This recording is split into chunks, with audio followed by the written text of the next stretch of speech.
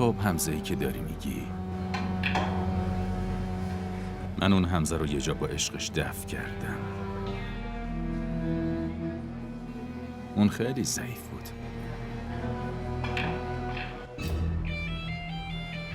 میترسید، وحشت میکرد. میدونی چرا؟ چون اون یه عاشق بود. اما این حمزه‌ای که جلوت وایساده هیچی برای از دست دادن نداره.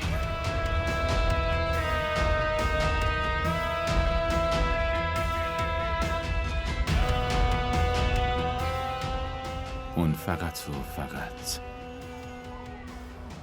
درونش پر از نفرته. پر از نفرت.